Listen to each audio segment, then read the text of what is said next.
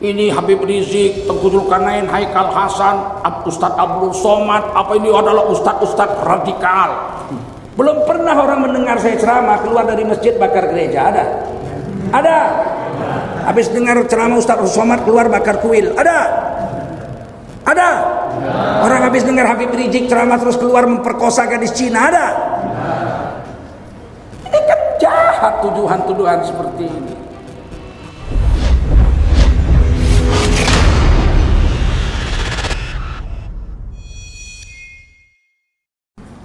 Hari-hari agama ini harus diperkenalkan, amalkan, perkenalkan. Hari-hari, nggak boleh berhenti.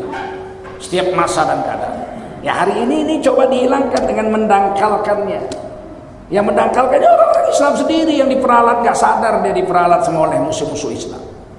Kalau nggak membaca itu harus dari kitab Arab, harus dari kitab gundul.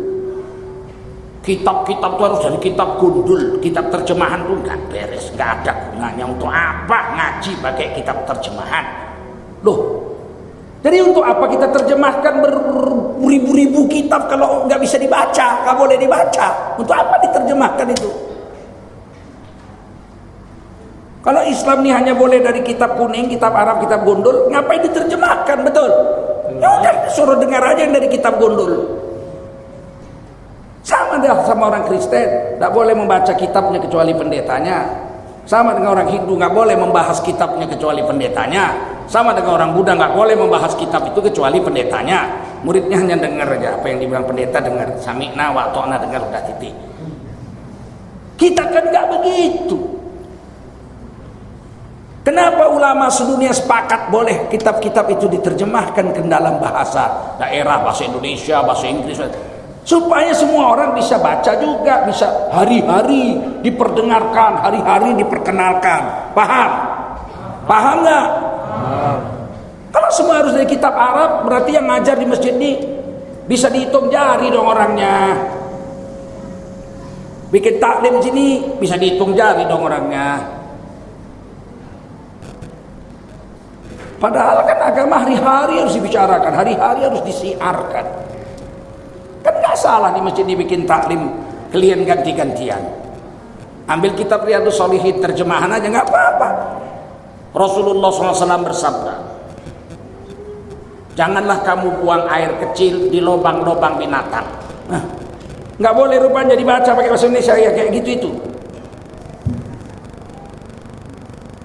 Ada lubang jangkrik yang kencingi banjir lah di dalam. Coba kamu mau nggak dikencingi raksasa gitu sampai rumahmu banjir? Kan nggak salah baca gitu kan? Astagfirullah, astagfirullah. Kemudian Rasulullah zikir subhanallah 33 kali. Kemudian Rasulullah zikir alhamdulillah 33 kali. Kemudian Rasulullah zikir Allahu Akbar 33 kali. Kemudian ditutup dengan la ilaha illallah wahdahu la syarikalah lahul mulku wa lahul hamdu yuhyi wa yumitu wa huwa ala kulli syai'in qadir. Maka Allah hapuskan seluruh dosa-dosanya walau sebanyak buih di laut. Nggak boleh dibaca bahasa Indonesianya, harus dari kitab gondol. Ini sebetulnya racun yang sengaja ditaburkan agar orang Islam terbelenggu, tidak ada syiar. Tidak ada syiar. Padahal agama ini harus hari-hari dibicarakan. Setiap saat dan keadaan harus dibicarakan agama ini. Diamal bicarakan, diamal bicarakan. Supaya dikenal. Sehingga sampai hari kiamat orang Islam bukan bertambah berkurang, tapi tambah banyak, tambah banyak, tambah banyak. Begitu. Ini sengaja namanya ini pendangkalan ajaran Islam. Memang disengaja. Sampai sini paham? Apa salahnya kalian beli Riyadhus Shalihin besok? Setiap habis sholat satu orang jemaah membaca. Nggak boleh rupanya? Nggak boleh aja. Innamal a'malu binniyat. Enggak usah baca Arabnya kalau enggak bisa. Kalau bisa baca baru terjemah atau terjemahnya aja. Hanya saja amal itu diukur dengan niatnya. Enggak boleh rupanya. Enggak ada rupanya manfaatnya, gara-gara baca itu sesat masuk neraka rupanya. Kok dilarang? Ini seperti yang dibuat Senuk Hugrunya dulu. Orientalis Belanda yang pura-pura masuk Islam ganti nama jadi Abdul Ghafur, pergi ke Mekah 3 tahun belajar bahasa Arab, pulang jadi ulama di Aceh, dibikinnya buku Fawailun lil Musallin. Masuk neraka lah orang yang sholat. Jadi kalau gitu nggak usah sholat. Bukan main. Pandainya dia, tapi dibilangnya tidak boleh sembarang orang membaca Quran, apalagi menerjemahkannya, apalagi baca terjemahannya. Itu pendangkalan, dibasmi oleh ulama-ulama kita. Pokoknya lah 52.000 pesantren itu. Kemana mereka sholat subuh? Kok nggak masjid nggak penuh?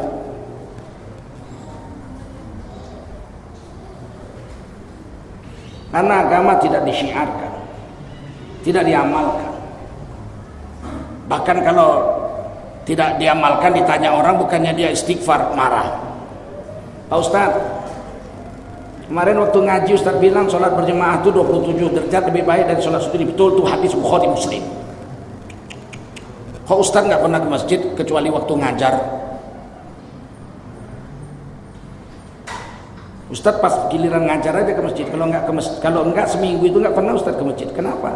Kan 27 derajat. Diam kau. Marah. Biar kau tahu ya, aku ini ada anak istriku. Kalau aku ke masjid, siapa yang mengimami anak istriku? Wih, keluar hadis baru. Bagi yang punya anak istri nggak ke masjid. Keluar hadis baru. Kalau saya ke masjid, siapa mengimami anak istri saya? Macam dia aja yang punya anak bini. Kalau semua orang mengamalkan itu gimana coba? Bapak ke masjid, Pak? Enggak, saya punya istri. Bapak ke masjid? Oh, enggak, saya punya istri. Saya dengan anak istri di rumah. Bapak punya istri? 2 istri saya. Oh, nggak bisa saya. Bapak punya istri? Oh, nggak bisa, saya ada istri. Jadi siapa yang ke masjid? Bujang-bujang lapok lah, sama janda-janda tua. Kan ini sengaja dibuat untuk membangkrutkan agamanya sendiri. Paham? Paham nggak?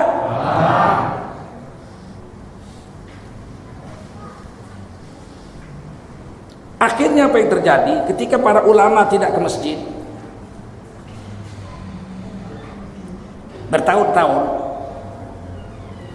Nanti orang-orang awam, tukang jeruk, tukang cendol, tukang cimol, tukang cilok enggak, tukang lontong gitu ke masjid 5 waktu. Bukannya dipuji orang, bukannya dihormati orang, malah dihina orang. Kau jualan jeruknya kau tiap hari, sok kali kau 5 waktu ke masjid, lebih pula kau lagi dari ustadz kami. Ustadz kami itu aja seminggu sekali ke masjid. Jangan berlebih-lebihanlah kau beragama. Jadi orang yang mengamalkan sunnah Nabi, sholat berjemaah, dapat 27 derajat, nggak mau tinggal 5 waktu, bukannya terpuji, malah dibilang berlebih-lebihan. Beragama ini jangan berlebih-lebih. Ustadz kami aja doktor tamatan Mesir, cuman hari Jumat waktu khutbah Jumat aja dia ke masjid. Sehingga yang mengamalkan agama jadi terhina. La ilaha illallah. Kok begini rusak negara ini coba. Ketika anak-anak ulama perempuannya pakai rok pendek, celana pendek, istri ulama pun tidak pakai kerudung, nggak pakai cadar. Tiba-tiba tukang cendol anaknya pakai cadar, tukang jual ayam istrinya pakai cadar, tukang satpam bininya pakai cadar, tukang jual timun istri anaknya pakai cadar. Orang bilang apa? Berlebih-lebihan kali kau beragama. Sedangkan kiai besar kita aja sekali-sekali pakai kemben istrinya 17 Agustus. Pakai kemben. Pakai sanggul bunga melati 17 Agustus sekali-sekali. Kau anak bini kau tiap hari pakai cadar, nggak pernah pun kami tengok batang hidungnya. Berlebih-lebihan kali kau beragama. Nggak begitu kali lah agama ini. Agama ini biasa-biasa aja lah, jangan berlebih-lebihan. Akhirnya orang mengamalkan agama jadi terhina. Alah, gimana nasib 10 tahun 20 tahun lagi agama di negeri ini kalau begini?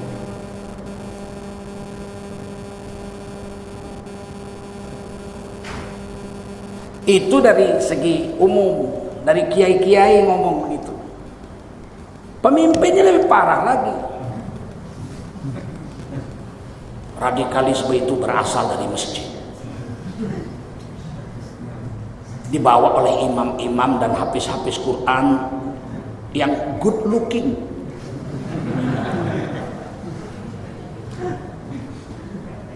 Coba. Oleh karena itulah maka pemerintah harus mengambil alih seluruh kepengurusan masjid di Indonesia. Ujungnya itu. Masjid harus dirampok semua, jangan dikasih sama orang lain kecuali sama orang pemerintah saja. Bangunnya kita setengah mati, diambilnya duitnya udah jadi mau diambilnya. Kan jahat kali orang kayak gitu tuh. Belanda aja nggak gitu. Penjajah Belanda aja nggak diambilnya masjid. Ini kita yang bangun di masjid pakai duit di kita, dia bantu pun nggak. Begitu sudah jadi dia mau ngambil alih. Ketua dia, sekretaris dia, bendahara dia pula. Sama dengan uang haji.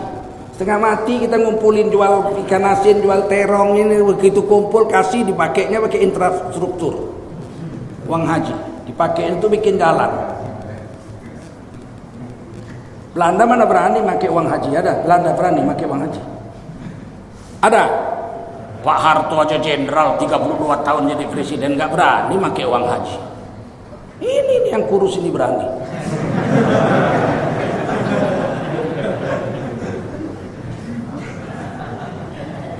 Kan kecewa kita. Pembawa radikalisme itu kiai-kiai, ustadz-ustadz, imam-imam, hafiz-hafiz Quran yang good looking. Berasal dari masjid, itulah radikalisme. Oleh karena itu maka masjid-masjid harus dikelola oleh pemerintah supaya jangan ada radikalisme itu. Ini kan luar biasa sekali ini penganiayaan dan penghinaan serta tuduhan keji terhadap masjid-masjid. Saya terus terang Pak, hadirin sekalian, kalau di Indonesia ini 10% aja penduduknya yang Islam ini radikal.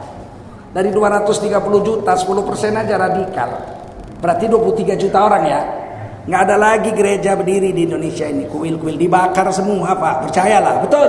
23 juta orang, 10% dari 230 juta ini radikal. Habis yang lain ini. Betul? Kenyataannya kan enggak. Ini Habib Rizik, Tengku Zulkarnain, Haikal Hasan, Ustadz Abdul Somad, apa ini adalah ustadz-ustadz radikal. Belum pernah orang mendengar saya ceramah keluar dari masjid bakar gereja. Ada? Ada? Habis dengar ceramah Ustadz Abdul Somad keluar bakar kuil. Ada? Ada? Orang habis dengar Habib Rizik ceramah terus keluar memperkosa gadis Cina. Ada? Ini kan jahat tuduhan-tuduhan seperti ini.